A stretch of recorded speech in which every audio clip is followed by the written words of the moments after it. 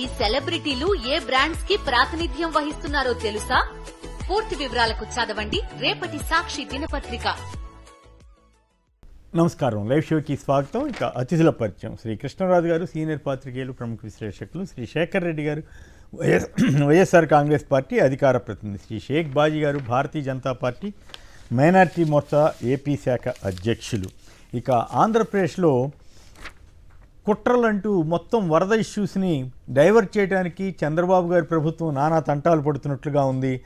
ఒక పక్క అక్కడ ప్లాస్టిక్ తాళ్లతో కట్టేయటం వల్లే ఆ బోట్లు అవి ఆ వరదకి తట్టుకోలేక బయటకు వచ్చేసాయని మంత్రి నిమ్మల చెబుతుంటే ఇదంతా కుట్ర, వైసీపీ వాళ్ళు పనిగట్టుకు పంపించారంటూ మొత్తం ఇష్యూని డైవర్ట్ చేయడానికి చంద్రబాబు మరికొందరు తెలుగుదేశం పత్రికలు ఇవన్నీ కూడా చాలా హడావుడి ప్రచారం చేస్తున్నాయి.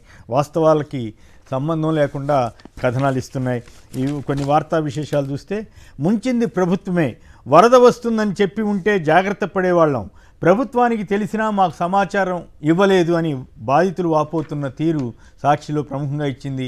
ఈ విషయాన్ని రెవెన్యూ శాఖ స్పెషల్ చీఫ్ సెక్రటరీ ఆయన సిసోడియా గారు కూడా చాలా గట్టిగా కన్ఫర్మ్ చేసి, అవును మేము కావాలని ఇవ్వలేదు సమాచారం, ఇస్తే మాత్రం వెళ్తారా అని చాలా కాజువల్గా ఆయన మాట్లాడిన తీరే చంద్రబాబు గారి ప్రభుత్వం ఏ రకంగా పనిచేస్తుందో చెప్పడానికి ఒక ఉదాహరణగా ఉంది.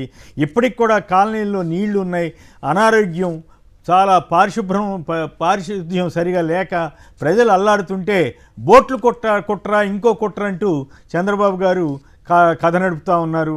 10 రోజులుగా బహుశా గోదావరి పెద్ద గండిపడి మొత్తం జిల్లాలంతా కూడా మునిగిపోయినా కూడా ఇన్ని రోజులు జనం నీళ్ళలో లేరు నాకు గుర్తున్నంత వరకు 1986లో. కానీ ఇప్పుడు చాలా విచిత్రంగా ఒక చిన్న బుడమేరు తెగి ఊరి మీద పడితే 10 రోజుల పాటు జనం వరద నీటిలోనే ఉండవలసిన పరిస్థితి. మరి ప్రభుత్వం ఏం చేస్తోందో అర్థం కావట్లేదు. ఇక కింద అంతస్తులని మునిగిపోవడంతో పైనే బిక్కుమంటూ బతుకుతున్నారు. వైఎస్ఆర్ జక్కంపూడి కాలనీలో దుర్భర పరిస్థితులు ఉన్నాయంటూ మరో కథనం వచ్చింది. ఇక ప్రకాశం బ్యారేజీకి హాని కలిగించాలనే ఉద్దేశంతో వైకాపా వారే కుట్రపూరితంగా కృష్ణానదిలో 5 బోట్లు వదిలారని ముఖ్యమంత్రి చంద్రబాబు ధ్వజమెత్తారు. ఎంతకంటే అప్రతిష్ట ప్రభుత్వానికి ఉంటుందా? ప్లాస్టిక్ తాళ్లతో కట్టేసి ఆడుపోవటం ఏంటి, దానికి వైసీపీకి లింక్ పెట్టడం ఏమిటి?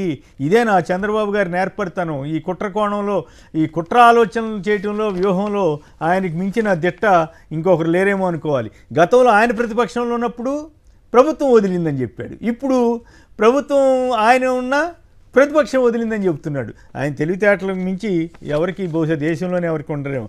ప్రకాశం బ్యారేజీకి నష్టం కలిగించడమే వారి ఉద్దేశం అని అంటున్నారు. ఈ రకంగా ఆయన చంద్రబాబు గారు ఈ తేరా చూస్తే ఆయన టీడీపీ పార్టీ కార్యకర్తలు ఉషాద్రి, రామ్మోహన్ రావుని పోలీసులు అరెస్ట్ చేశారు. వాళ్ళిద్దరూ ఎవరికో బంధువులు అన్ని పార్టీల్లోనూ ఉండరండి. మరి లోకేష్ గారి పక్కన ఉషాద్రి అన్న ఆయన ఫోటో సోషల్ మీడియాలో ప్రముఖంగా వచ్చింది. మరి దాన్ని తెలుగుదేశం కార్యకర్త అంటారా? బంధువైన తలసెల రఘురామ్ దగ్గరికేమో వెళ్ళకూడదంట, లోకేష్ గారి దగ్గరికి వెళ్తే అభిమాని కాదంట.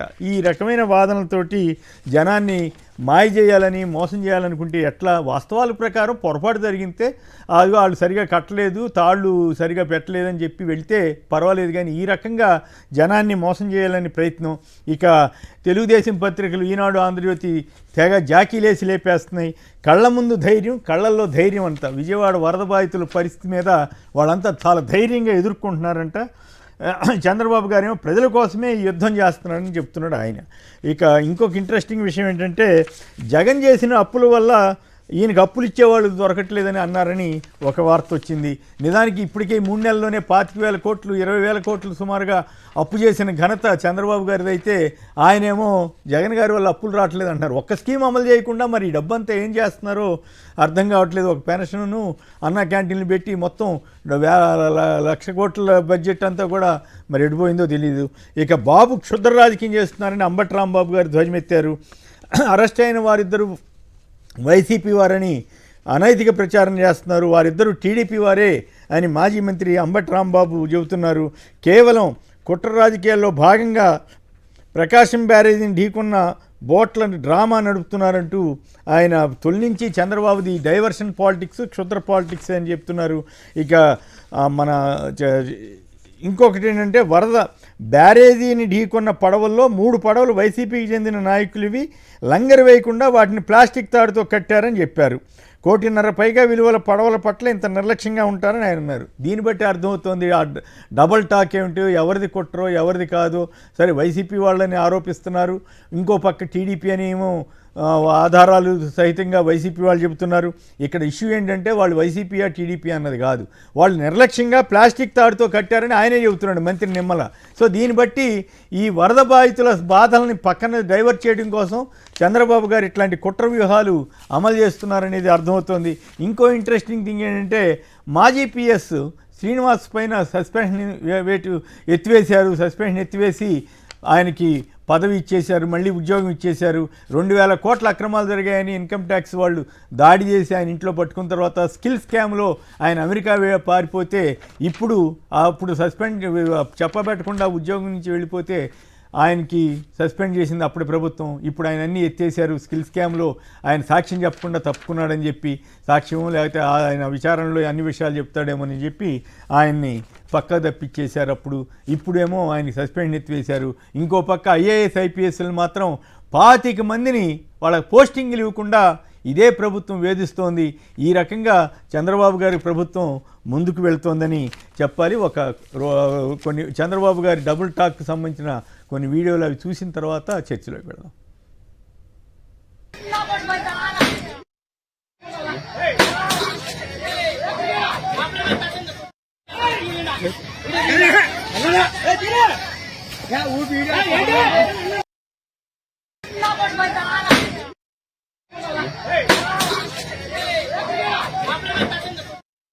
ఏదైతే వెహికల్స్ ఉన్నాయో కొత్త సిస్టమ్ పెట్టారు.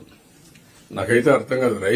ఫేర్ ప్రైస్ షాపులు ఉన్నాయి, మళ్ళా 3 రోజులకు 15 రోజులు ఈ వ్యాన్ తిరుగుతుంది. ఒక్కొక్క ఫేర్ ప్రైస్ షాప్ 4 రోజులు తిరుగుతుంది.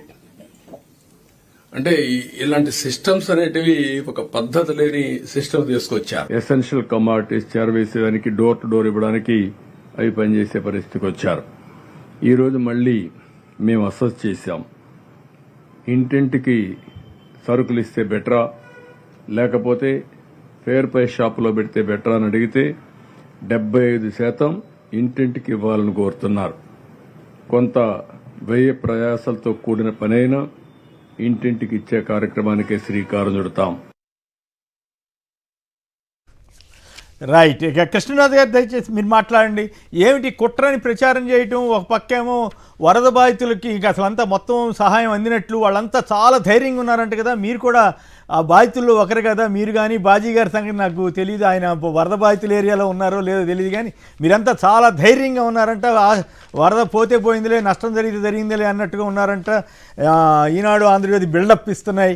మరి కుట్ర పేరుతో ఎందుకు కథ నడపాలని చూస్తున్నారు? ఒక పక్క పారిశుద్ధ్యం, ఇంకో పక్క ఇప్పటికీ 10 రోజుల పాటు ఒక చిన్న వరద వస్తే వెనక్కి వరదని పంపించలేని ప్రభుత్వం ఇప్పుడు ఈ కుట్ర అని చెబుతోంది. అయితే రామానాయుడు గారు తెలుసో తెలియకో ఒక నిజం ఒప్పేసుకున్నాడు.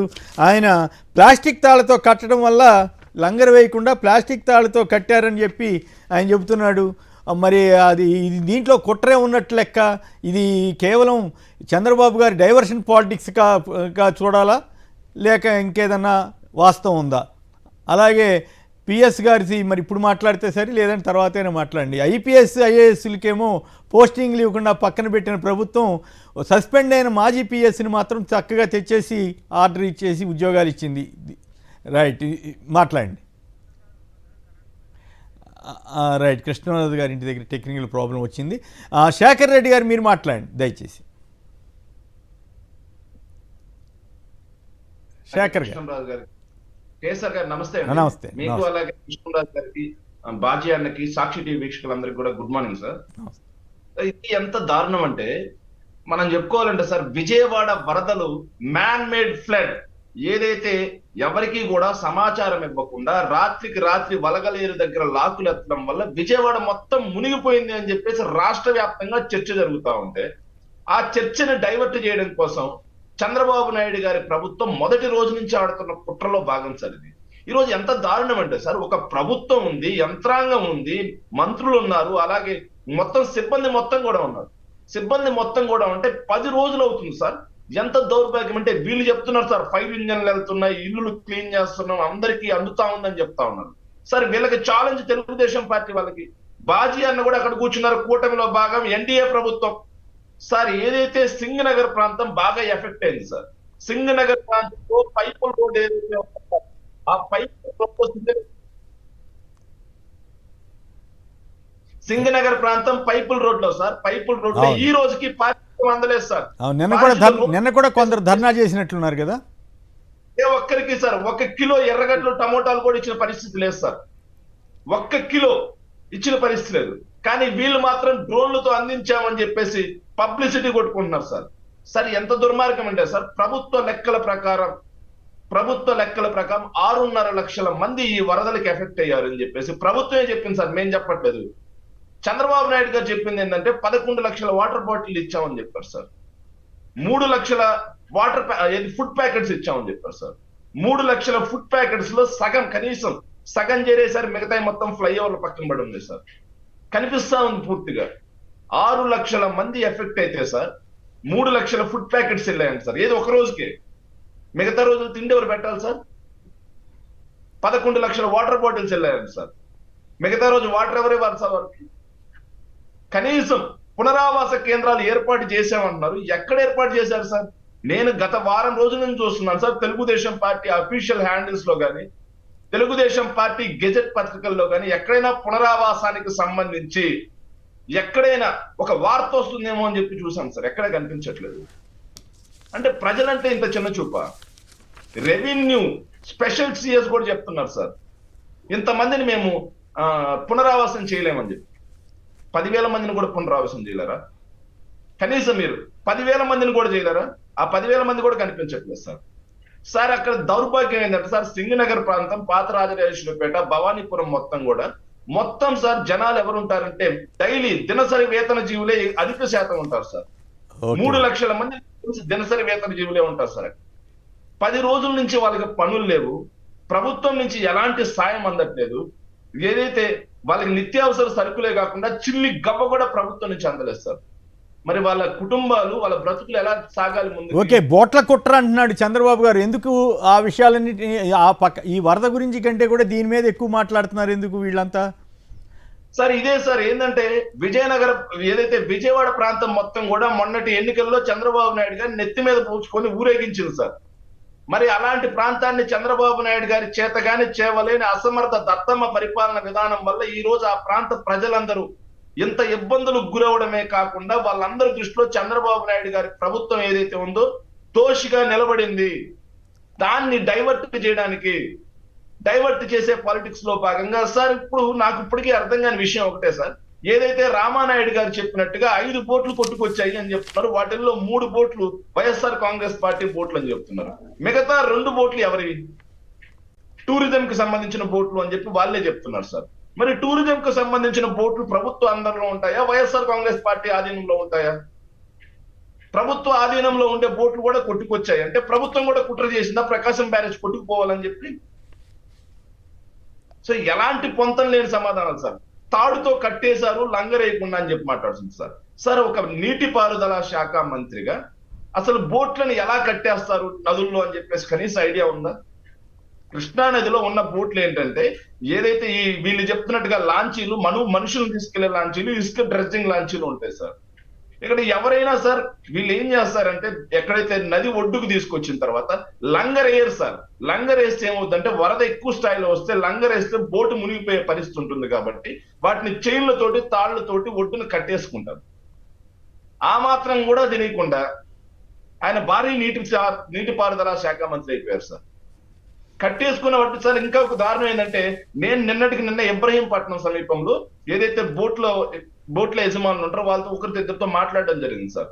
సార్ ఇంత భారీ స్థాయిలో వరద వస్తుంటే, అయ్యా బాబు పైనుంచి ఇంత భారీ స్థాయిలో వరద వస్తుంది, మీ బోట్ల యాజమానులు ఎవరైతే ఉన్నారో మీరందరూ కూడా మీ బోట్లని సురక్షితంగా ఉంచుకోండి, కొట్టుకుపోయే ప్రమాదం ఉందని చెప్పేసి నీటిపారుదల యంత్రాంగం వాళ్ళని అలర్ట్ చేయాల్సినటువంటి అవసరం ఉందా లేదా సార్? అవును, మంచి పాయింట్ చెప్పారు. ఒక్కరిని అలర్ట్ చేయలేదు సార్. అవును, అవి తెగిపోయి అక్కడ దాకా వెళ్ళిపోతేనేమో ఎవరు మధ్యలో చూడలేదు. ఇప్పుడేమో కుట్రని వైసీపీ అని దారుణమైనటువంటి దుష్ప్రచారం చేస్తున్నారు. రైట్, మీ వాయిస్ కట్ అవుతా ఉంది. చెప్పండి చెప్పండి చెప్పండి చెప్పండి చూపించండి. ఉషాద్రి అనే అతను లోకేష్ తో సార్. అవును. నెక్స్ట్ ఇంకో అతను కింద ఉంటారు సార్, రామ్మోహన్ అనే అతను చంద్రబాబుతో సార్. ఈ రామ్మోహన్ అనే అతను, కోమటి రామ్మోహన్ అనే అతను ఏదైతే కోమటి జయరాం తెలుగుదేశం ఎన్ఆర్ఐ అధ్యక్షుడికి అత్యంత సమీప బంధువు సార్. మరి తెలుగుదేశం పార్టీయే కుట్ర పన్ని వైఎస్ఆర్ కాంగ్రెస్ పార్టీ మీద బురద చల్లాలి అని చెప్పి బోట్లు వదిలి ప్రకాశం బ్యారేజీని ఢీ కొట్టించి 100 సంవత్సరాలకు పైగా 100 సంవత్సరాల చరిత్ర కలిగినటువంటి ప్రకాశం బ్యారేజీని ధ్వంసం చేయడానికి సిద్ధపడిందా సార్? కనీసం సార్ ఇంగిత జ్ఞానం, కామన్ సెన్స్ ఉన్న ఏ ఒక్కరైనా ఆలోచన చేయాల్సింది ఏంటంటే, ఏ ఒక్కరూ ఇంత చరిత్ర ఉన్న ప్రకాశం బ్యారేజీని ఏ రాజకీయ పార్టీ కానీ ఏ రాజకీయ పార్టీ నాయకుడు కానీ ఉద్దేశపూర్వకంగా ఎంతమందికి తిండి పెట్టే ప్రకాశం బ్యారేజీని గుద్ది చంపిస్తారు అనే కనీసం అనుకుంటారా? ఆ దుర్మార్గపు ఆలోచన ఎవరైనా చేస్తారా? అలాంటి దుర్మార్గపు ఆలోచనలు తెలుగుదేశం పార్టీది, అలాంటి దుర్మార్గపు ఆలోచనలు చంద్రబాబు నాయుడు గారివి. కాబట్టే చంద్రబాబు నాయుడు గారు ఎదుటి వారి మీద బురద జల్లే మార్గానికి కంకణం కట్టుకున్నారు సార్. రైట్. మూర్తి గారు విజయవాడ నుంచి. మూర్తి గారు నమస్కారం చెప్పండి. మీరంతా చాలా ధైర్యంగా వచ్చేసారంట కదా. పాపం తెలుగుదేశం పత్రికలు, జ్యోతి ఇవన్నీ కూడా మొత్తం బిల్డప్ ఇస్తున్నాయి. మంచిదే, ఒక రకంగా మీ అందరికీ సాయం అంది, నిజంగా ధైర్యం ఇచ్చే పరిస్థితులు ఉంటాయి. కానీ ఇప్పటికి కూడా వరద నీరు ఇవన్నీ సమస్యలు ఉంటే బోట్లు కుట్ర, వైసీపీ వాళ్ళు కుట్ర అంటారు. రైట్. శివ ఖమ్మం నుంచి. శివ, ఈ మూర్తి గారి లైన్ కట్ అయింది. శివ నమస్కారం, మాట్లాడండి. గుడ్ మార్నింగ్ అండి కేఎస్ఆర్ గారు. నమస్కారం. ప్యానల్ ఉన్న పెద్దలు కూడా గుడ్ మార్నింగ్ అండి. 3 విషయాలు చెప్తానండి. పవన్ కళ్యాణ్ గారు కృష్ణా జిల్లాలో, ఎన్టీఆర్ జిల్లాలో వరదలు పడితే ఫ్యాన్స్ ఎక్కువగా ఉంటారు, అందుకనే నేను రాలేదన్నాడండి. నిన్న కాకినాడ ఎలా వెళ్ళాడండి? కాకినాడ వెళ్ళి అక్కడ ఫ్యాన్స్, ఇక్కడ ఫ్యాన్స్ అవసరం లేదు ఆయనకి. అక్కడ వెస్ట్ ఈస్ట్ లో ఆయనకి ఏదో 4 సీట్లు ఎక్కడానికి వెళ్ళుద్దామని అక్కడైతే మనుషులు ఉన్నారని ఆయన నిన్న తిరిగాడు. ఇక్కడికి వస్తేనేమో ఫ్యాన్స్ మీద పడతారు, అక్కడైతే మీద పడుతుంది ఆయన మీద. ఓకే ఓకే, ఆ చర్చ దాని మీద కాదు కదా. రైట్. కృష్ణరాజు గారు మాట్లాడండి. కేసరి గారు, ముందుగా మీకు అలాగే అందరికీ కూడా నమస్కారం అండి. ఈ బొడమేరు, బోట్లు, బాబు గారు ఈ ప్రహాసానికి సంబంధించి సీరియల్ కథలాగా ఉందా? సీరియల్ కథలాగా ఉందా? TV serial. ఈ ప్రహాసానికి సంబంధించి నాలాంటి సామాన్య జీవులకు సందేహాలు, ఒక 7 సందేహాలు ఉన్నాయండి. ఎందుకంటే ఈ బోట్ల ఎపిసోడ్ అనేది చాలా తీవ్రమైన చర్యే, కానీ అసలు దీని వెనక ఎవరున్నారు, కారణాలు ఏమిటి, ఉద్దేశాలు ఏమిటి, ఎవరినైనా ఇరికించే ప్రయత్నం చేస్తున్నారా, ఇవన్నీ కూడా మనం గమనించాలి. ఈ సందేహాల్లో మాలాంటి బడుగు జీవులకు, సామాన్యులకు ఉన్న మొట్టమొదటి సందేహం ఏంటంటే, మొదటి నుంచి కూడా 5 బోట్లు వచ్చి ఢీకొన్నాయని చెప్తున్నారండి. ఈ 5 బోట్లలో 3 బోట్లు మాత్రమే ప్రస్తుతానికి తేల్చారు. ఆ 3 బోట్లను ఆధారంగా చేసుకుని కేసులు పెట్టారు, అరెస్టులు చేశారు. అయితే మిగిలిన 2 బోట్లు ఎక్కడ ఉన్నాయి, ఎక్కడ మునిగాయి, ఎక్కడికి పోయాయి అనే విషయాన్ని ఇప్పటి వరకు కూడా ఇరిగేషన్ అధికారులు కావచ్చు, పోలీసులు కావచ్చు, రెవెన్యూ వారు కావచ్చు ఎందుకు ఐడెంటిఫై చేయలేకపోయారు? నిజానికి బోట్లు మునిగిపోతే, ఇది కృష్ణానది బరాజ్ దాటుకుని వెళ్ళిపోయినండి. ఈ బోట్లు వెళ్ళిపోతే, మునిగిపోతే ఇప్పుడు ఏమైందండి, మీకు ప్రవాహం తగ్గింది, నీటి మట్టం కూడా కాస్త తగ్గింది. అయితే అవి ఖచ్చితంగా వాటి జాడ తెలియాలి. ఇప్పటి వరకు కూడా వాటి జాడ ఎందుకు తెలుసుకోలేదు? దీని వెనక ఏదైనా మర్మం గాని, మిస్టరీ గాని ఉందా అనే అపోహలు, అనుమానాలు సామాన్యులకు వ్యక్తం అవుతున్నాయి. రెండోది, ఈ బోట్లు కొట్టుకుపోయాయని చెప్పి, అంటే ఈ 2 బోట్లు మాయే అని చెప్పి ఇప్పటి వరకు ఎవరైనా వచ్చి చెప్పారా లేదా అనేది కూడా అధికార యంత్రాంగం, పోలీసులు ఒక వివరణ ఇవ్వాల్సిన అవసరం ఉంది. ఎందుకంటే ఇది ఒకవేళ ఈ బోట్లు వేరే రాజకీయ పార్టీకి చెందిన వారివైతే అవి వీరు, ఈ పోలీసులు దాన్ని దాచే ప్రయత్నం చేస్తున్నారా అన్న అనుమానాలు కలగకుండా ప్రభుత్వ యంత్రాంగాలు ఆ బోటులు వెంటనే అన్వేషించి అవి ఎవరివో కూడా తేల్చవలసిన అవసరం ఉంది. ఎందుకంటే ఇదే ప్రాంతంలో టూరిజం శాఖకు చెందిన బోట్లు కూడా ఉన్నాయి. అవన్నీ కూడా సురక్షితంగా ఉన్నాయా లేదా అన్న విషయం తెలియదు. ఎందుకంటే ఇలా కొట్టుకుపోయిన బోట్లలో ఒకటి టూరిజం బోట్ కూడా ఉందన్న అనుమానాలు వ్యక్తమవుతున్న నేపథ్యంలో ఈ విషయాల్ని దర్యాప్తు చేసే సంస్థలు వాస్తవాలు ప్రజలకు వివరించాలి. నాలుగోదండి, వీటికి వైసీపీ రంగులు ఉన్నాయని చెప్పి ఆరోపిస్తూ కేసులు నమోదు చేసి అరెస్టులు చేశారు. సరే, అయితే నిజానికి ఇటువంటి భారీ స్థాయిలో కుట్రలు పన్నే వాళ్ళు ఇంత అమాయకులు ఇది మనం గమనించాలి. ఇది అంటే ఇంత రాష్ట్రానికి విపత్తి తెచ్చే ఇంత భారీ స్థాయిలో కుట్రలు చేసేవాళ్ళు ఇంత అమాయకుల తమ బోట్లు అంటే తమ వైసీపీ రంగులు వేసుకుని రిజిస్ట్రేషన్ నంబర్లు అండి, వాటికున్న రిజిస్ట్రేషన్ నంబర్ కూడా APIVM FB22, APIVM FB23, APIVM FB0017 ఈ బోట్ల రిజిస్ట్రేషన్ నంబర్లు అండి.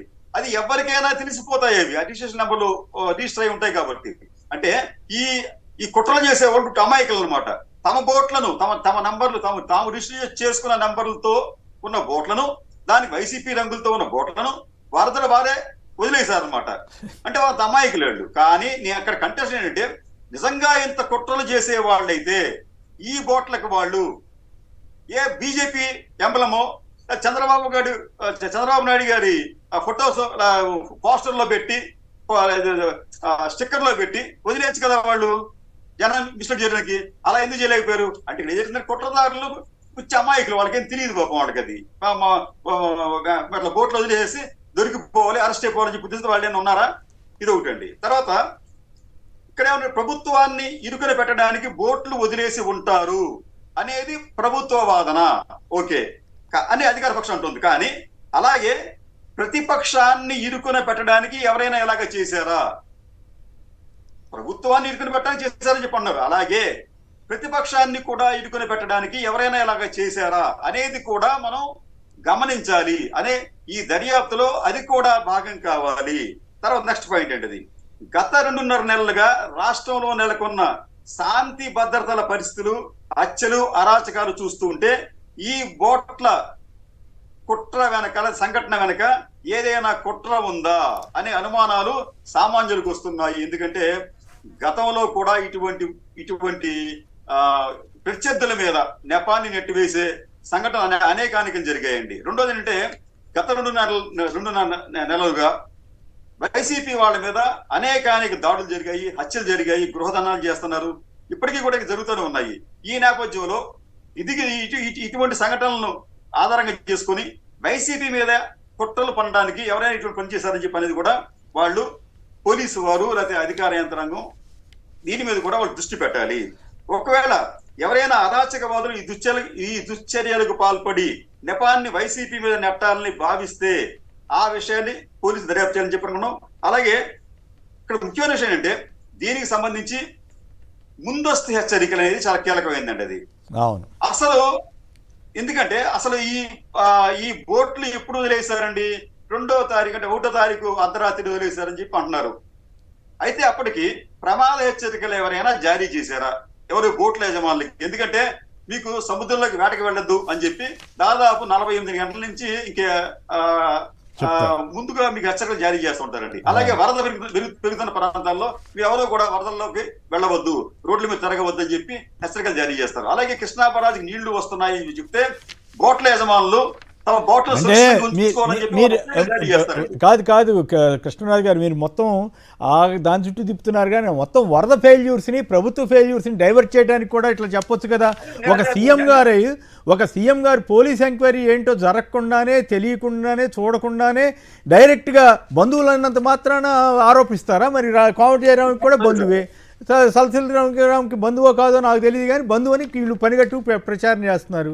వాళ్ళిద్దరూ తెలుగుదేశం వాళ్ళని చెప్తున్నారు మిగతా వ్యక్తులు, మరి మిగతా మీడియాలు కానీ ఇవన్నీ కూడా. అంత తెలుగుదేశం వాళ్ళ కాదా లేదా వైసీపీ వాళ్ళ అనేది కాదు కదా ఇష్యూ. ఇక్కడ నిమ్మల రామానాయుడు గారు తెలుసో తెలియకో ఒక వాస్తవం చెప్పాడు. వాళ్ళు గట్టి చైన్లు వీటిని కట్టకుండా ప్లాస్టిక్ తాడుతో కట్టడం వల్ల వాళ్ళు ఇంతగా వరద ఊహించి ఉండకపోవడం వల్ల జరిగి ఉంటుంది అనేది నాకైతే అనిపిస్తూ ఉంది. దీనికి వైసీపీ మీద బురద చల్లి ఏదో రకంగా వరద బాధితులకి వచ్చిన సమస్యలను బయటపడటం కోసం ఒక సీఎం స్థాయి వ్యక్తి ఈ రకమైనటువంటి నీచ ప్రచారాలు చేయవచ్చా? ఇది మొత్తం ఒకవేళ నిజంగా కుట్ర ఉంటే అది ప్రభుత్వం ఏమవుతుంది, ఇంటెలిజెన్స్ వాళ్ళు ఏమయ్యారు, 40 కిలోమీటర్లు 30 కిలోమీటర్లు కొట్టుకొస్తుంటే సెక్యూరిటీ వాళ్ళు ఆయన ఇంటి పక్కనే నది కదా, వాళ్ళందరూ ఏం చేస్తున్నారు? ఈ రకంగా ప్రజల్ని తప్పుదారి పట్టించడం, ఇంత 74 ఏళ్ల వయసులో ఇలాంటివి చేయడం ధర్మమా అన్నదే నా ప్రశ్న. సార్ దీనికి సంబంధించి అనుమానాలైతే అనేకం ఉన్నాయండి. దాంట్లో ఒకటి, ఈ అధికార యంత్రాంగం బోటు యజమానులకి ఎక్కడికి ఎవరికి కూడా హెచ్చరికలు జారీ చేయలేదు. కానీ బోటు యజమానులు మాత్రం తెలిసిపోయిందంట, ముందుగానే తెలిసిపోతే ఆ అవతల నుంచి తీసుకొచ్చి ఈ దుర్గా నది వైపు ఇబ్రహీంపట్నం వైపు తరలించేశారంట. అంటే ఇవన్నీ కూడా చూస్తామంటే కాకమ్మ కథల్లాగానే కనిపిస్తున్నాయి. రెండోది అంటే, నేను నిన్న కొంతమంది బోటు యజమానులతో మాట్లాడినప్పుడు వాళ్ళు చెప్పింది ఏంటంటే, సార్ ఇప్పుడు వాళ్ళు చెప్పింది ఏంటంటే, వీటికి ఉండే లంగర్లు చిన్నవేనండి, ఒక్కొక్కటి 100 కేజీలు మించి లంగర్లు ఉండవు. రెండోది, బోట్లు అనేవి ఈ మన ప్లాస్టిక్ తాళ్ళతో కట్టడం అనేది ఎప్పుడు చేస్తున్నాయి, వాళ్ళకి కొత్తగా కట్టడం కాదు మేము అది. మూడోది, ప్రవాహం ఎక్కువగా ఉన్నప్పుడు ఈ లంగర్లు పని చేయవండి. గతంలో కూడా అనేక బోట్లు ఇట్లాగా కొట్టుకుపోయాయి, వాటి వల్ల మేము తిరిగి తెచ్చుకున్నాము అని చెప్పి అనేది వాళ్ళ అభిప్రాయం అండి. అంటే ఇక్కడ ఏమవుతుందంటే, అధికార యంత్రాంగం కూడా మీరు చేయండి, మీరు దర్యాప్తు చేయండి, కానీ మీరు ఒక కోణంలో కాకుండా రెండవ కోణం నుంచి కూడా మీరు దర్యాప్తు చేస్తే తప్ప వాస్తవాలు బయటపడవు. వాళ్ళు ఎందుకు చేస్తారు? వాళ్ళు సీఎం చెప్పిన తర్వాత ఇంకో కోణంలోకి వెళ్ళే పరిస్థితి ఈరోజు పోలీసుల వ్యవస్థలో ఉందా? ఏదో మరీ కాకపోతే వాళ్ళు తెలియజేసిన వాళ్ళు కాబట్టి జాగ్రత్తగా మేనేజ్ చేసి బయటపడతారు. రైట్. వెంకటేశ్వరరావు విజయవాడ నుంచి. వెంకటేశ్వరరావు నమస్కారం, మాట్లాడండి. Venkateswararao hello. Pentapadu, sorry, west Godavari నుంచి వెంకటేశ్వరరావు లేదా? రాజేష్ విజయవాడ నుంచి. రాజేష్ గారు నమస్కారం, మాట్లాడండి. సార్ అంతరిగా కూడా ఇంకా వాళ్ళు మళ్ళీ వైఎస్ఆర్సీపీ పార్టీ మీద పోయేడుతున్నారంటే ఇంకేం చెప్పాలి సార్ వాళ్ళు అసలు? అవును, మగోడు మాట్లాడినా బాగానే ఉండు సార్. ఆ ముఖ్యమంత్రి మగోడ కాదనేది కూడా అర్థం కాదు. అట్లా పదాలు వాడొద్దు దయచేసి. నో విత్డ్రా చేసుకోండి, సారీ చెప్పండి. అట్లాంటి పదాలు వాడొద్దు. ధైర్యం ఆయన గట్టిగా మాట్లాడే వాస్తవాలు చెప్పాలని అడగాలి తప్ప అట్లాంటి తప్పు మాటలు మాట్లాడాలి. మీరు సారీ చెప్పండి, లేకపోతే నేను సారీ చెప్తా. తప్పు అట్లా ఇవాళ ఒక్కరోజు కదా సార్, ఇప్పటి వరకు చూసిన వాటిలో ఏనాడైనా నిజాలు చెప్పినా సార్ ముఖ్యమంత్రి? అది అడగండి, తప్పేం కాదు. నిజాలు చెప్పారా లేదా, కుట్రలు చేయగలుగుతారు అనేది ఒకరు చెప్పిండా? అవును, ఏనాడు లేదు. ఇవాళ కొత్తగా ఉన్నా మరి నిజాలు చెప్తారా ఏంటి సార్? అంతేనంటారా? అలాంటి ఏం చెప్పడు, అన్ని అబద్ధాలే చెప్తున్నారు. అవును, మీకేమనిపించింది? అది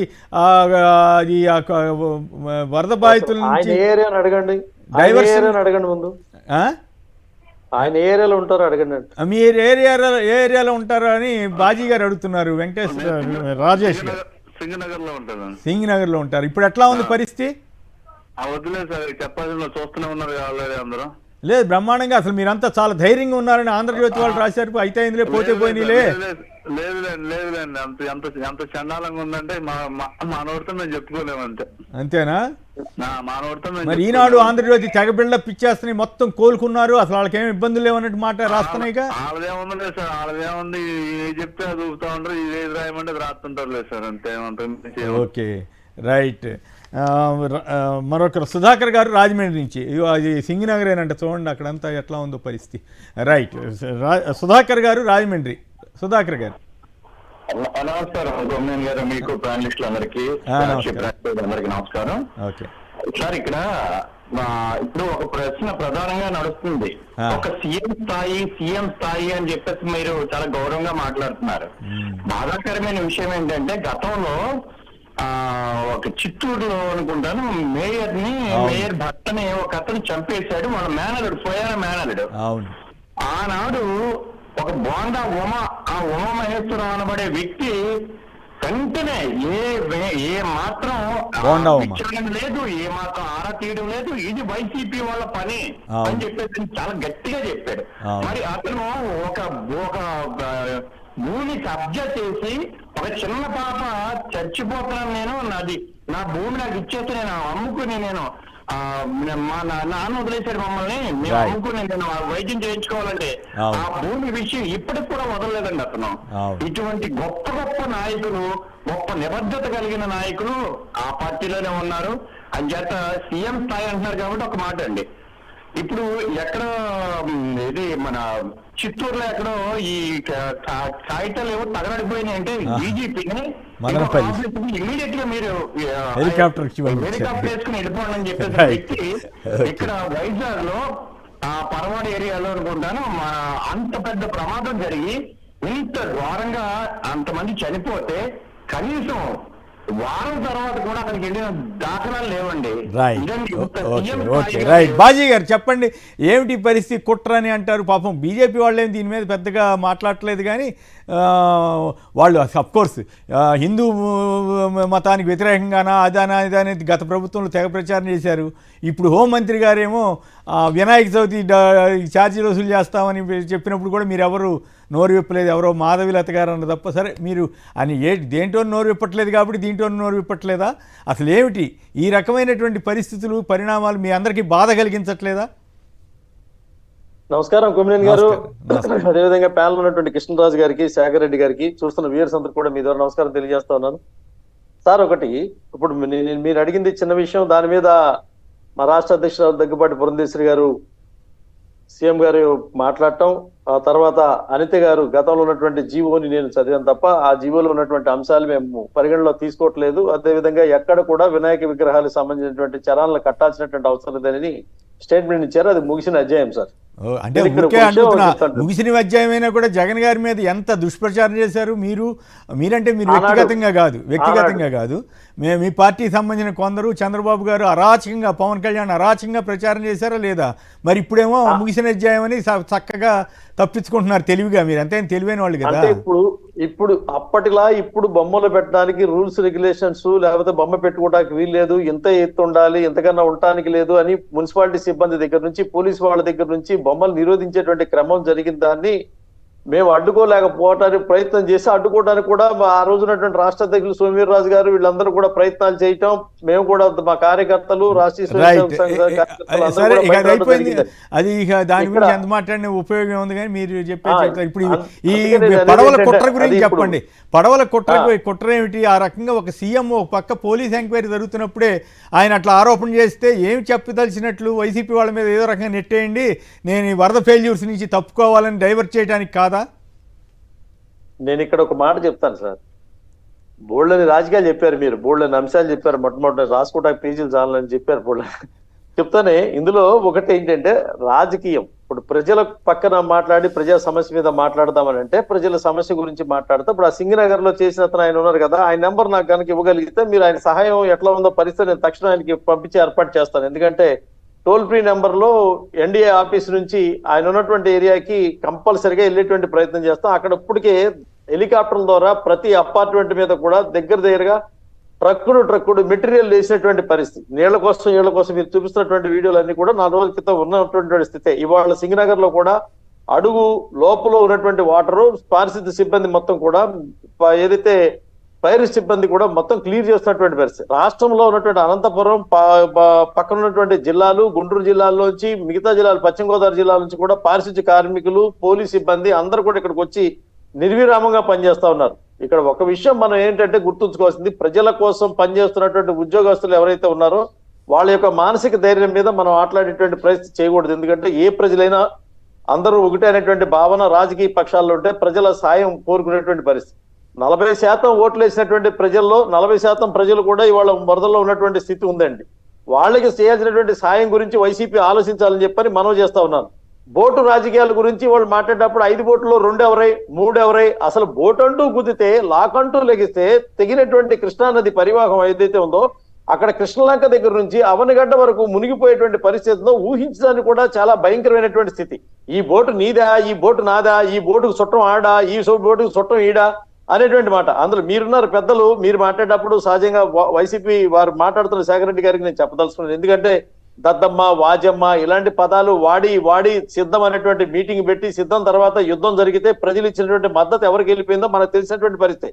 ఇక ఈ భాషకి మనం అంటే పూర్తిగా కాదు బాజీ గారు, తెలివిగా మీరు ప్రజల మద్దతు అంటున్నారు కానీ ఒంగోలు అనుభవం అట్లాగే విజయనగరంలో ఈవీఎంలకు సంబంధించి చెక్ చేయమంటే మేము చేయమని చెప్పటం, ఇంతవరకు కోర్టు తీర్పు రాకపోవటం, ఇవన్నీ పరిణామాలు చూస్తే ఖచ్చితంగా ఇది ఈవీఎంల ప్రభుత్వమేమోనేమో అనేటువంటి అభిప్రాయం మా బోటాళ్ళకి కూడా కలుగుతుంది. అదే మీరు ఈవీఎంలు అట్లాగే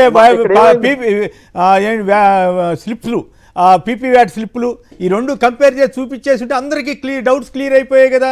అభ్యర్థి మేము చేయము, మేము కాల్ చేస్తామని చెప్పి కాల్ చేసిన తర్వాత ఇది ఈవీఎంల ప్రభుత్వం అనుకుంటారా, జనం ఓట్లేస్తే వచ్చిన ప్రభుత్వం అనుకుంటారా, అది వేరే విషయం. కాకపోతే మీరు ఈ మాట అన్నారు కాబట్టి చెప్పాల్సి వస్తూ ఉంది.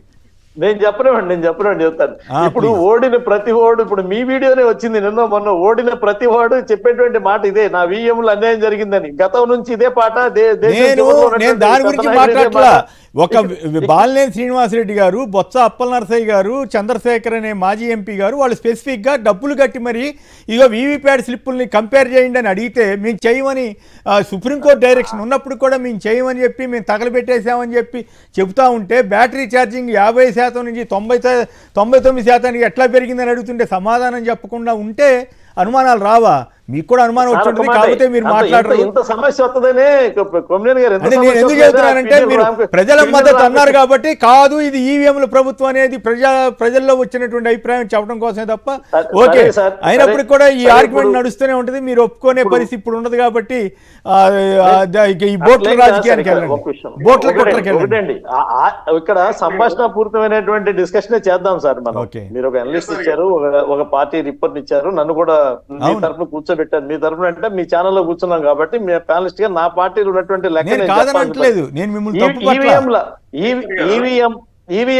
ఈవీఎంల అంశంలో అసలు పాపం అన్యాయం జరుగుతున్నారు కదా. పిన్నెల రామకృష్ణారెడ్డి గారు వెళ్ళి పగలు కొట్టింది ఆ పావును పట్టుకోవడానికి. ఇదంతా మీకు తెలియదు ఏం కాదు కదా. ఈ రాష్ట్రంలో జరిగినటువంటి వాతావరణం మీకు కొత్త విషయాలు ఏముంటది? ఇక్కడ యుద్ధ వాతావరణం అయిపోయిన తర్వాత ప్రజల యొక్క లెక్క వచ్చాక ఇద్దరు చూసారా ఎలా ఎత్తున్నారు వీళ్ళు. ఇంకా నా బుల్లెట్లు పడలేదు, ఇంకా ఆగండి 2 బుల్లెట్లు వేసాక మాట్లాడుతారు. కానీ ఏమంటారంటే ఇప్పుడు ఎనలిస్ట్ కాస్త ఉండండి, ఒకటి ఏంటంటే మా జర్నలిస్ట్ గారు కృష్ణరాజు గారు కాస్త ఎనలిస్ట్ గా మారి ఎనలిస్ట్ నుంచి వైసీపీ ప్యానలిస్ట్ గా మారిపోతే కష్టం అనేటువంటి. ఇక్కడ నేనేమంటే 5 సంవత్సరాల పాటు యుద్ధం చేశారు, అయిపోయింది. ఇవాళ ప్రజలు బురదలో ఉన్నారు. బురదలో ఉన్నటువంటి ప్రజలకి సేవ చేసేటువంటి మార్గం ఏంటో చెప్పండి, దానికి సంబంధించి పోండి. ఈ బోట్ వచ్చి గుద్దితే జరిగేటువంటి నష్టం ఏంటో చెప్పండి. ఆ బోట్ ఎవరిది, బోట్ వెనకాల తాడు ఎవరిది, తాడు కట్టింది ఎవరో, దానికి ఉన్న రంగేంటి? ఇది కాదండి ప్రభుత్వం చేసేటువంటి పని. ప్రభుత్వ బాధ్యతలో జగన్మోహన్ రెడ్డి గారు ఉన్నప్పుడు జగన్మోహన్ రెడ్డి గారు చేశారు, చంద్రబాబు నాయుడు గారు ఉన్నప్పుడు చంద్రబాబు నాయుడు గారు చేస్తారు. ఇక్కడ ఏమంటారంటే యలహంకలో ఉన్నటువంటి జగన్మోహన్ రెడ్డి గారు వాళ్ళ రాష్ట్రంలోకి వచ్చినప్పుడు జలంలో ఇరుక్కున్నటువంటి జనాన్ని పరామర్శించాలని ప్రజలు కోరుకున్నారు మరిన్ని మార్లు. అంతేగాని జైల్లో ఉన్నటువంటి ముద్దాయిల్ని పరామర్శించాలని చెప్పని ఎవరు కోరుకోవట్లేదండి. ఇప్పుడు ఆయన ఎవరు దొరికినోడు ఏమడిగాడో తెలుసా మీకు? కొమ్మినేని గారు నాకు ప్రత్యేకమైనటువంటి గదింబరమని అడుగుతా ఉన్నాడు. 100 కోట్లు సంపాదించినటువంటి అక్రమ సంపాదన పోయినటువంటి ఆనాటి అరటి తోటలు తగలబెట్టినటువంటి కేసులో నిందితులైనటువంటి నందిగం సురేష్ ఈ రోజున నాకు ప్రత్యేకమైన గదిమ్మన్నాడు. పాపం మీరు ఇచ్చినటువంటి స్థానం తర్వాత ఆయనకు వచ్చినటువంటి అవకాశం, వచ్చినటువంటి వాయిస్ అది. ఇవాళ పారిపోవాల్సినటువంటి పరిస్థితికి వచ్చినటువంటి ముద్దాయిలు అందరూ ఎవరు పారిపోతారు, వాళ్ళు పట్టుకొచ్చుకుంటారు, పోలీసు పని చేస్తారు. మీరు అన్యాయంగా మాట్లాడుతున్నారు. కాదు బాజీ గారు, మీరు బీజేపీ తరఫునే వచ్చారు కానీ మరి అన్యాయంగా మాట్లాడుతున్నారు. ఆ రోజు గవర్నమెంటే పంటలు తగలబెట్టిన సంగతి అందరికీ తెలిసిన విషయం. ఇవన్నీ అనవసరమైన విషయాలు ప్రస్తావించి ఇంకా చాలా విషయాలు మీతో చెప్పించుకునే పరిస్థితి తెచ్చుకోవద్దు దయచేసి. ఇక నా పాయింట్ ఏంటంటే మీరు ఇప్పుడు ఏం చెప్పారు, వరద రాజకీయం కాదు, మీరు ఆ పార్టీయా ఈ పార్టీయా బోట్లా అని కాదన్నారు. ఎవరన్నారు? మీరు పరోక్షంగా మీ చంద్రబాబు గారినే తప్పు పట్టారు, అంతవరకు బాగానే ఉంది. కాకపోతే నేరుగా అనలేరు కాబట్టి అంటలేదు. మీరేమన్నారు, అది కాదు ఇది కాదు, జరిగితే అంత నష్టం అని మీరు హితోక్తులు చెబుతున్నారు. అది మీరు చెప్పాల్సింది ఎవరికి? చంద్రబాబు నాయుడు గారికి చెప్పాలి. అంతేగాని మీరు మళ్ళీ అక్కడి నుంచి మీరు దీని మీద సమాచారం మీ దగ్గర వాదన లేక నందిగం సురేష్ గొడవ ఇవన్నీ మీరు చెప్పడం అంటే కేవలం మీరు కూడా డైవర్షన్ పాలిటిక్స్ లోకి వెళ్ళినట్లే. రాష్ట్ర ప్రజలు సేవ కోరుకున్నారు, నష్టాన్ని నుంచి ఉపసంహరించేటువంటి మార్గం కోరుకుంటా ఉన్నారు తప్ప మొట్టమొదటిగా ఇప్పుడు ప్రతిపక్షం లేదనుకోండి, ఏదో ఆయన ఎమ్మెల్యేగా పులివెందుల ఎమ్మెల్యేగా ఆయన ఒక పార్టీ అధ్యక్షుడిగా ఆయన వచ్చి మాట్లాడాల్సిన దాంట్లో మనం కూడా ఏమన్నామంటే చంద్రబాబు నాయుడు గారు ఆయన ఇల్లు మునిగిపోద్దని చెప్పని బుడమేరినట్టు డైవర్ట్ చేసి జనం మునిగిపోయేటట్టు చేశారు అని అంటే ప్రజలు నమ్మారా నమ్మలేదా అనేది ఆ సింగనగర్ నుంచి మాట్లాడేవాళ్ళు తెలియాలి. బుడమేరు, తమ్మిలేరు, రామిలేరు ఏదైతే ఉన్న ప్రతి ప్రాంతం పైనుంచి ఖమ్మం నుంచి వచ్చినటువంటి మూనేరు వరద మునిగినటువంటి ప్రాంతంలో ఖమ్మంలో మునిగింది. దానికి కూడా చంద్రబాబు నాయుడు గారు కారణం అని చెప్పడానికి కూడా అవకాశం ఉంది. ఎందుకంటే రాజకీయాల్లో ఏదైనా మాట్లాడొచ్చు కాబట్టి మాట్లాడతాం. ప్రజలు విశ్వసిస్తారా లేదనేది అంతిమ నిర్ణయం. మ్యాన్ మేడ్ ఫ్లడ్ అని చెప్పేటువంటి మాట ఏదైతే ఉందో, లాకులు రెగ్యులేటర్లు ఎత్తేసారనేది, బుడమేరు ఆక్రమణకు గురైన తర్వాత దాదాపు 30 సంవత్సరాల క్రితం వచ్చినటువంటి బుడమేరు కానీ 100 సంవత్సరాల కెపాసిటీ ఉన్నటువంటి కృష్ణానది నది యొక్క పరిస్థితిని 1957లో రిపేర్లు చేసి మళ్ళీ నిలబెట్టేటువంటి పరిస్థితి. ఇప్పుడు 70 సంవత్సరాలు నడిచినటువంటి కృష్ణానది యొక్క బలహీనత పరిస్థితులు కానీ చక్కదిద్దుకొని నిర్మాణం చేయటం అనే దాని మీద సూచనలు చేస్తే ప్రజలు ఆస్వాదిస్తారు. కానీ వరదలు నువ్వే సృష్టించావు, వరద వల్ల జనం మునిగిపోయారు, జనం చచ్చిపోవడానికి నువ్వే కారణం, లేకపోతే జనం కొట్టుకోవడానికి నువ్వే కారణం అని చెప్పని విమర్శలు చేస్తే ప్రజలతో ఆశ్రయించే పరిస్థితి లేదు. కొమ్మినేని గారు, దయ ఉంచి గమనించమంటా ఉన్నా నేను. ఈ రాజకీయ పక్షాలు వాళ్ళ గౌరవం కాపాడుకోవడం చేసేటువంటి చర్చగా అయితే దీనివల్ల వచ్చే ఉపయోగం ఏం లేదు సార్. ఎన్నికలు అయిపోయినాయి, మళ్ళీ 4 ఏళ్ల దాకా పని లేదు. ఇప్పుడు కృష్ణరాజు గారు ఎంత తీసుకున్నా వచ్చేదేం లేదు. శేఖర్ రెడ్డి గారు మనం నిలబట్టడానికి కూడా టైం ఉంది, ఇంకో 4 ఏళ్ళు. కాబట్టి అధికారంలోకి రాగానే భలే సూక్తులు చంద్రబాబు గారితో పోటీ పడి మరి చెబుతున్నారు మీరు. బాగుంది. అంతకుముందు ఇదే చంద్రబాబు గారిని మీరు ఎన్ని తిట్టారో, ఎన్ని విమర్శలు చేశారో మాకు తెలుసు. మోడీ గారు వచ్చే ఏటీఎం గా వాడుకున్నారని చెప్పినప్పుడు బాగానే ఉంది. తర్వాత మళ్ళీ కలిసిపోయినప్పుడు మాత్రం మొత్తం మరి జనం మర్చిపోయారని నమ్మకం. Okay right. ఒకసారి మీరు దానికి సమాధానం చెప్పాలిగా శేఖర్ రెడ్డి గారు సమాధానం చెప్పండి. గారు, భారతీయ జనతా పార్టీ ఆంధ్రప్రదేశ్ గురించి ఏనాడు ఏది చెప్పిందో ప్రజలు అదే ఆచరించారు. ఈ రోజుకి కూడా గర్వంగా మాట్లాడుతున్నాం మేము. అవునండి, అట్లా కాదు.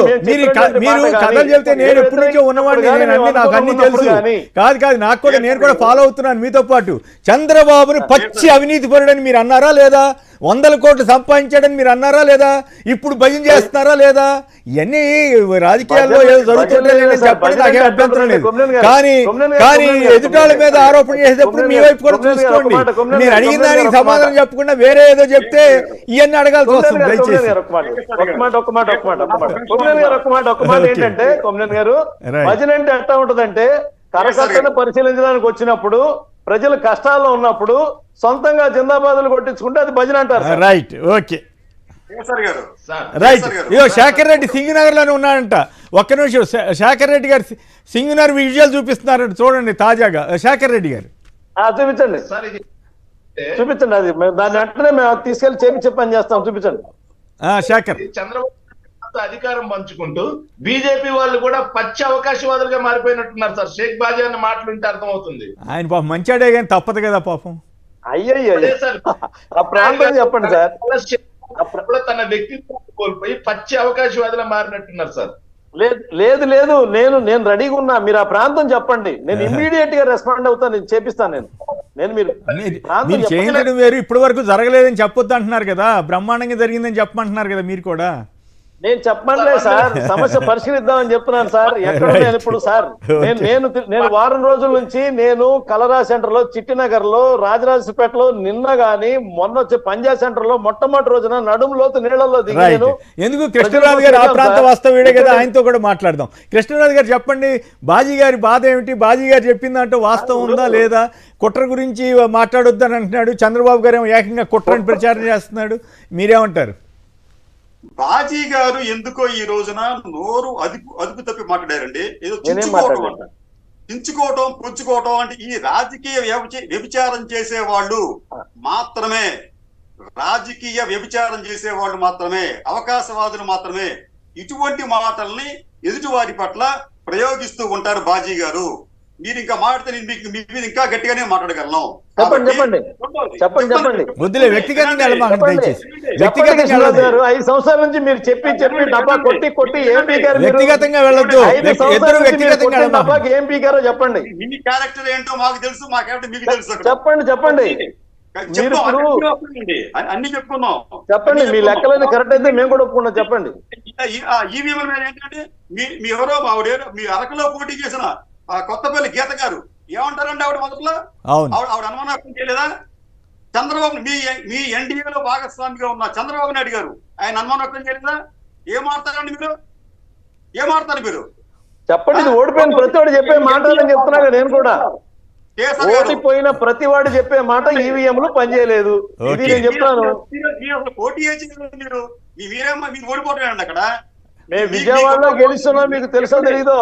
భారతీయ జనతా పార్టీకి రాష్ట్రంలో సభ్యత్వం ఎంత ఉంది, మీకు ఎన్ని ఓట్లు వచ్చింది, కాబట్టి ఎన్ని ఓట్లు ఎందుకంటే ఆ విషయం మాకు ఎంత ఓట్లు, మాకు 11% ఓట్లు వచ్చినాయి పార్లమెంట్ లో. పార్టీ మీది కాదు, party BJP private limited party కాదండి, అది ప్రజలకు సంబంధించిన పార్టీ. అది మీకు మాకంటారండి.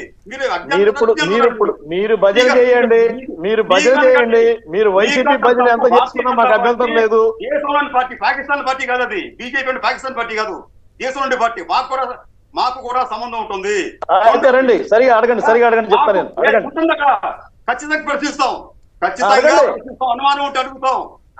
వ్యక్తిగతంగా వెళ్ళమాకండి దయచేసి, వ్యక్తిగతంగా వెళ్ళకుండా విధానాల మీద మాట్లాడుకో. రాజకీయ విచారం చేసేవాళ్ళు ఇట్లా వద్దు, వ్యక్తిగతంగా విచారం చేస్తారే నేను మిమ్మల్ని అన్నా అనుకోండి, ఏం చేస్తారు? వ్యక్తిగతంగా ఎదురు వెళ్ళొద్దు దయచేసి. కృష్ణరాజు గారు ఆ పదాలు రైట్.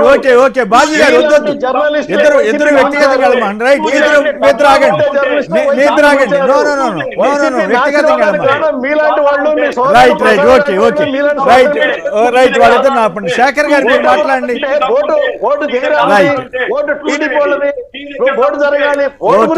ప్రజల గురించి చెప్పమంటే రైట్. శేఖర్ గారు మీరు చెప్పండి. ఐఏఎస్ని ఐపీఎస్ని పక్కన పెట్టిన ప్రభుత్వం చంద్రబాబు గారు మాజీ పిఎస్కి ఉద్యోగం ఇచ్చేసింది, దాని మీద మీరేమంటారు? సార్ కేఎస్ఆర్ గారు, మీ ద్వారా నేను బాజీ గారిని ఈ అంశం మీద డైరెక్ట్ గా అడగాలనుకున్నాను. దీనికి బాజీ గారు సమాధానం చెప్పాల్సిందిగా, ఎందుకంటే ఎన్డీఏ ప్రభుత్వం ఇచ్చినటువంటి బాజీ గారు దీనికి సమాధానం చెప్పండి. నిన్న ఏదైతే ఎన్డీఏ ప్రభుత్వం సార్ జీవో ఆర్టీ నంబర్ 1560 అని తీసుకొచ్చారు సార్, డేటెడ్ 9/9/2024. ఆ జీవోలో ఎవరైతే చంద్రబాబు నాయుడు గారి మాజీ పిఎస్ పెండ్యాల శ్రీనివాసరావు గారికి తిరిగి సస్పెన్షన్ ని క్యాన్సిల్ చేసి తిరిగి ఉద్యోగంలోకి తీసుకుంటూ ఇచ్చారు సార్. మంచిదే, తీసుకోవడం ఇబ్బంది లేదు. కాకపోతే ఆయన మీద ఉన్న అభియోగాలు ఏంటో తెలుసా సార్? చంద్రబాబు నాయుడు గారి పిఏ పెండ్యాల శ్రీనివాస్, కిలారి రాజేష్, నరేన్ చౌదరి, కడప జిల్లా మాజీ టీడీపీ అధ్యక్షుడు శ్రీనివాస్ రెడ్డి అండ్ పత్తిపాటి పుల్లారావు శరత్ మీద ఫిబ్రవరి 2020లో ఐటీ శాఖ భారీ స్థాయిలో వాళ్ళ మీద ఏదైతే సోదాలు చేసి కేవలం ఏదైతే పెండ్యాల శ్రీనివాస్ డైరీలో 2000 కోట్ల రూపాయలు ధనం ఉన్నట్టుగా అవి మొత్తం కూడా గుర్రాల వ్యాపారి హసన్ అలీ ద్వారా విదేశాలకు చేరి అక్కడి నుంచే ఆర్వీఆర్ ఇన్ఫ్రా ద్వారా ఇక్కడికి వచ్చి ఎఫ్డీఏ రూపంలో సార్ విదేశీ ప్రత్యక్ష పెట్టుబడుల రూపంలో ఇక్కడికి వచ్చి ఇక్కడి నుంచి చంద్రబాబు నాయుడు గారి జోబులోకి వెళ్ళాయి అని చెప్పేసి ఐటీ శాఖ నేరుగా చంద్రబాబు నాయుడు గారికి నోటీసులు జారీ చేసిన ఉదంతం కూడా గతంలో మనం చూసాం.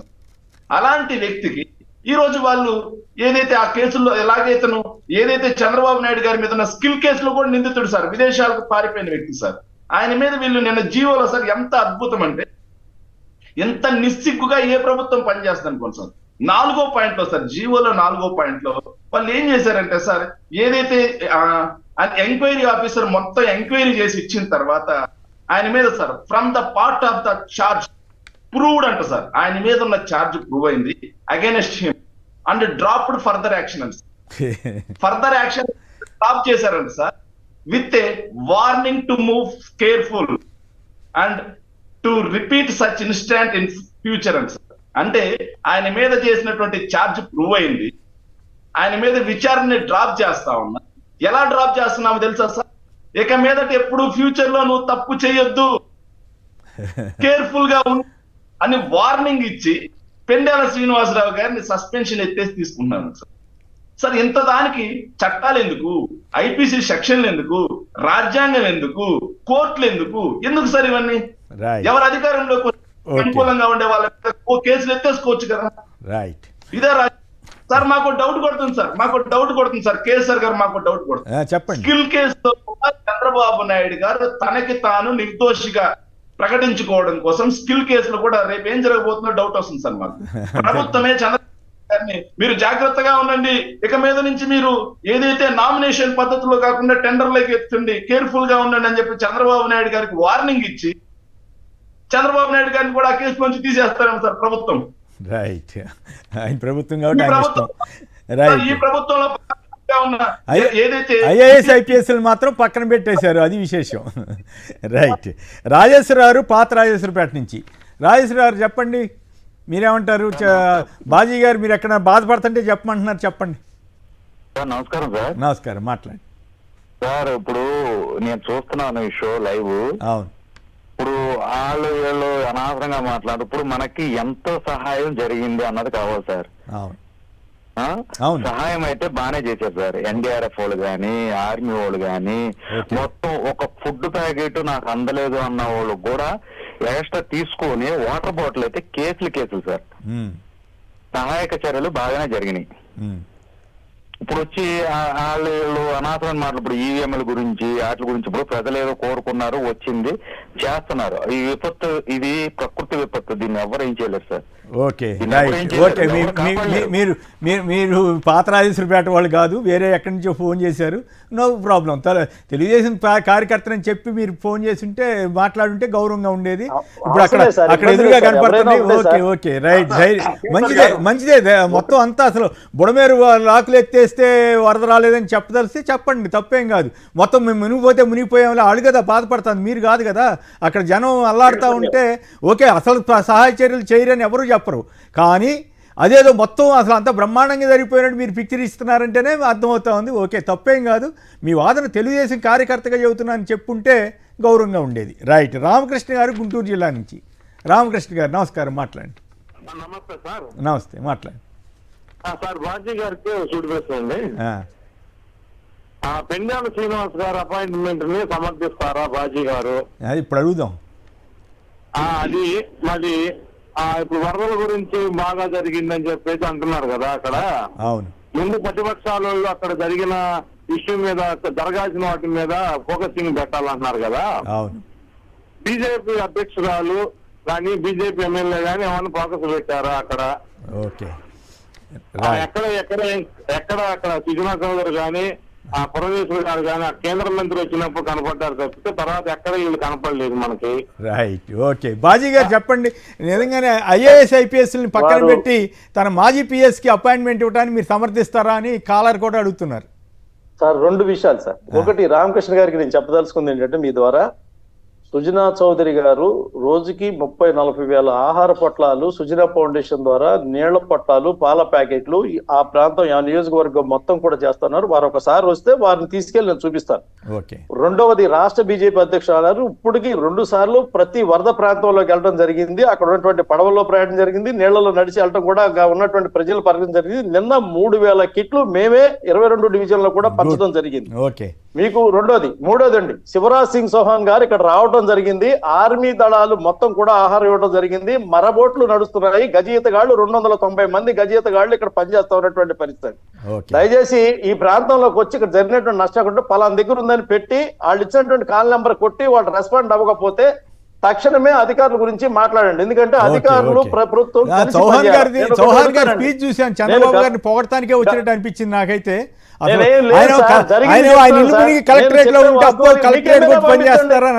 కెమెరా పంపించండి, నేను తీసుకెళ్తాను. మీ కెమెరా పంపించండి.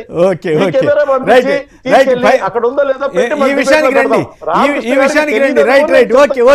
ఈ విషయానికి రండి. ఇప్పుడు మీరు ఒకటి, పెండాల శ్రీనివాస్ అనే వ్యక్తిని నేరం నిరూపణ కాకముందే ముద్దాయి కాదు, అతనికి సంబంధం లేదు, అతను తీసుకొచ్చి పదవులు వేసుకునేటువంటి ప్రయత్నం ప్రభుత్వం చేసిందని ప్రజలు అనుకుంటున్నారు అని అనుకుంటే, దోషులు ఎవరైనా చట్టం నుంచి తప్పించుకోలేరనేటువంటి మాటని శేఖర్ రెడ్డి గారు ఒప్పుకునే లెక్కనైతే నేను ఇంకో మాట చెప్పదలుచుకున్నానండి. సాక్షాత్తు జైల్లో ఉన్నటువంటి శ్రీలక్ష్మిని తీసుకొచ్చి మున్సిపల్ సెక్రటరీ కమిషనర్ వేసుకున్నటువంటి మున్సిపల్ డిపార్ట్మెంట్ వేసుకున్నటువంటి అంశం కూడా ప్రజలు అనుకునేటువంటి శ్రీలక్ష్మి ముద్దాయిగా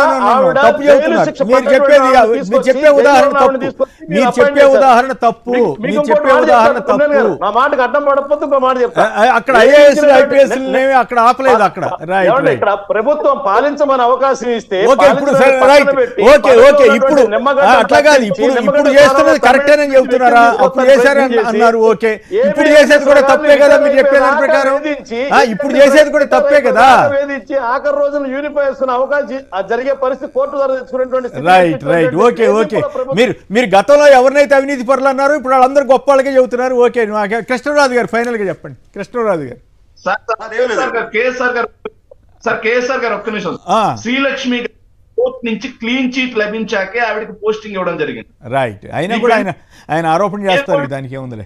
రైట్. ఓకే, కృష్ణరాజు గారు. సార్ చిన్న విషయం, ఇది ప్రస్తుతం ఆంధ్రప్రదేశ్ సార్ కేసర్ గారు, ప్రస్తుతం ఆంధ్రప్రదేశ్ లో ఉన్నది టీడీపీ ప్రభుత్వం కాదండి, బీజేపీతో కూడిన ఎన్డీఏ ప్రభుత్వం. ఎన్డీఏ ప్రభుత్వానికి ఉన్న ఒక పెద్ద ఘనత ఏమిటంటే, మీరు ఎన్ని అవినీతి పనులైనా చేయండి, మీరు బ్యాంకులు ముచ్చేయండి, మీరు ఏమైనా చేయండి, ఏ పార్టీలోనే ఉండండి, మీరు మా పార్టీలో రండి, మీరంతా కూడా స్వచ్ఛమైన వ్యక్తులుగా మారిపోతారు. మాది ఒక వాషింగ్ మిషన్ లాంటి పార్టీ. ఉండండి వాషింగ్ మిషన్ లాంటి పార్టీ. కాబట్టి ఇటువంటి నేరాలు ఘోరాలు చేసే అందరికీ కూడా ఈ ఎన్డీఏ, ముఖ్యంగా భారతీయ జనతా పార్టీ అనేది ఆశ్చర్యం కలిగిస్తోంది. ఇక్కడ పెండియాల విషయాలకు వచ్చేటప్పటికి ఇక్కడ కూడా ఆయన మీద ఇంకా ఇది తప్పు చేశాడని చెప్పి ఓ నివేదికలో పేర్కొంటూనే మళ్ళీ దాంట్లో కొంత మినహాయింపు ఇచ్చారంట. ఇవన్నీ కూడా దారుణాలు. ఇవన్నీ కూడా ఎన్డీఏ హయాంలో చూడగలుగుతాం. మూడోదండి, ఆయన సాక్షి కింద పెట్టండి. ఆ పెండాల కేసులో ఆయన సాక్షి కింద పెట్టండి. మిమ్మల్ని సాక్షి కింద పెడితే సరిపోద్ది. ఏం భజన అండి మీరు? మీరు ఎల్లిస్ట్ అని చెప్పండి, మీరు ప్యానలిస్ట్ కింద మాట్లాడతారు ఏంటండి?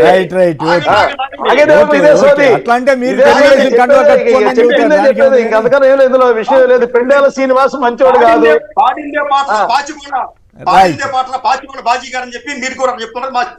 మేము కూడా అదే అన్నామండి. జర్నలిస్ట్ నుంచి బాజీ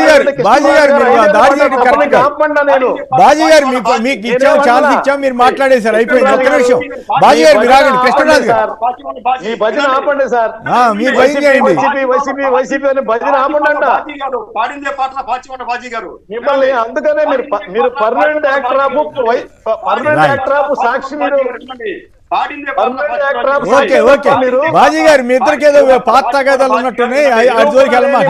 రైట్ బాజీ గారు మీరు ఆగండి. బాజీ గారు మీరు మాట్లాడటం పద్ధతి కాదు. కృష్ణరాజు గారు సంక్షిప్తంగా మాట్లాడి క్లోజ్ చేయండి, టైం కూడా అయిపోయింది. అదే మీరు నేర్చుకున్నమాట. కొమ్మినేని గారు అసలేని ఒకరికి పని లేదండి, అసలు వాదనతో పని లేదన్నాను. రైట్ శేఖర్ గారు ఫైనల్ గా మాట్లాడండి. సార్ ఒకటి, నిన్న చంద్రబాబు నాయుడు గారు మాట్లాడుతూ ఈ ప్రభుత్వం అప్పులు తీసుకొచ్చింది, దానికి నాకు అప్పులు పుట్టే పరిస్థితి లేదు అని చెప్పేసి మాట్లాడుతున్నారు. సార్ ఆయన కేవలం బాండ్ల ద్వారా మొన్న మంగళవారం వరకు ఆయన తీసుకొచ్చింది 17,000 కోట్లు సార్. ఏదైతే కార్పొరేషన్ల ద్వారా 5,200 కోట్లు సార్.